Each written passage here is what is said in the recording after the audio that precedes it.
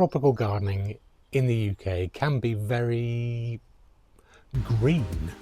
In 2026, I'm changing that and adding 5 new types of plants, most of which are definitely not hardy, to add that little bit of extra colour that most plants just cannot give.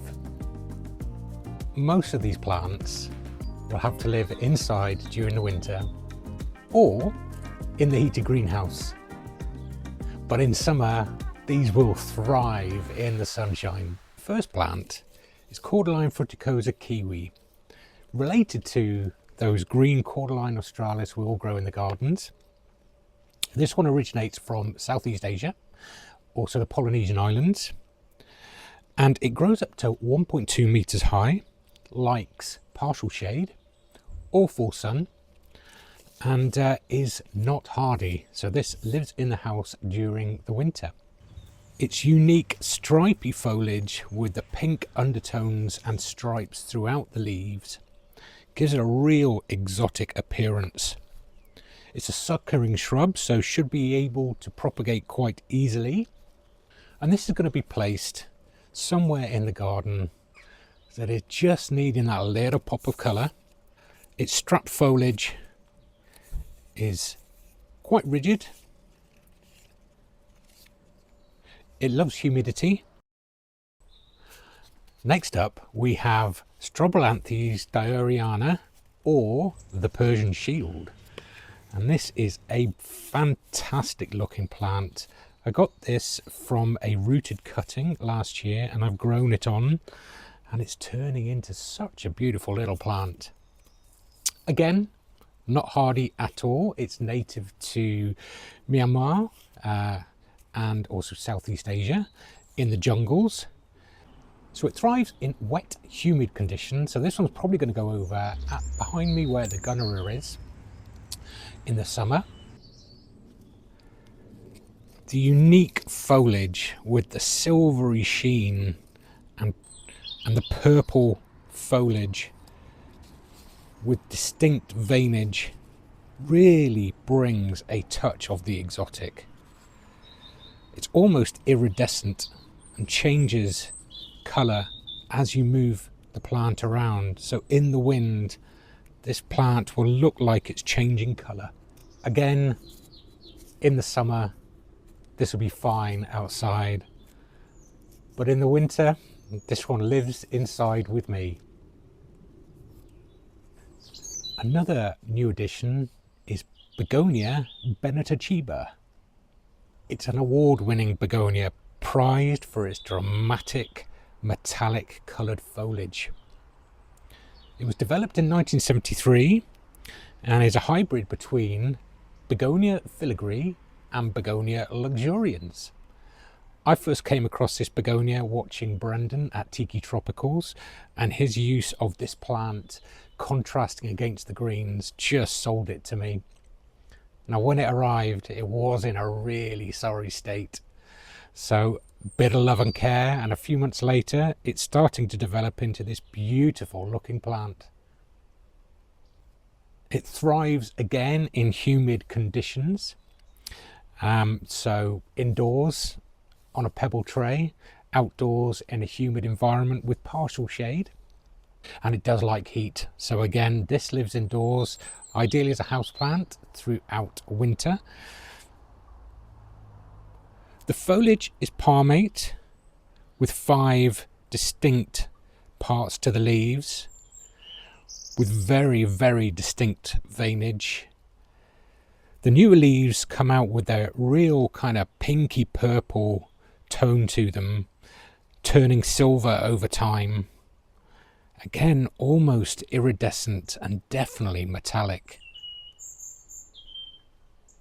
This plant is going to add a great deal of contrast in the ground cover in certain locations throughout my garden. So as the rain starts coming down, let's have a look at the next plants. And these are bromeliads, or Bromeliad Guzmania. These are epiphytic plants, And this means that they don't get their nutrition and the water uptake from the roots. They get them from inside the actual plant. So the way you water these is from above. These originate from South America, and they thrive in bright indirect light, not in full sun. These have been living inside the greenhouse since I bought them back in October, and they are, as you can see, not thriving, but they're staying alive, which means, you know, sort of 5 degrees temperature, they will survive that. But you can grow these as houseplants indoors as well throughout the winter. But in the summer, I mean, just look at the colours. They are just so bright and so vivid. They are going to add a real pop of colour wherever I place these in the garden. And especially as they like, you know, that kind of shade, not in full sun. There's some really dark spots which this is going to bright up. They grow in a rosette form, straight up from the centre, pushing out leaves, and then the flowers grow on top, and they are quite rigid, the flowers. And the way, as I said, the way you water them is you water from above. So when you look inside the leaves, if it's not wet in there, you need to water them. But what a beautiful plant, and definitely tropical.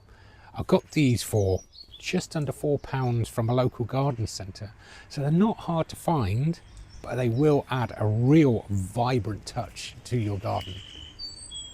And then the final plant in this collection for today is Isoplexis canariensis, otherwise known as the Canary Island foxglove. So it grows like a foxglove in these spires of foliage, and then in summer the flowers will produce from the top, and they are very much foxglove looking kind of flowers, but they're more of a flame colour, which, as you guys have, if you've seen my garden, you know that is my colour scheme for flowers within the garden.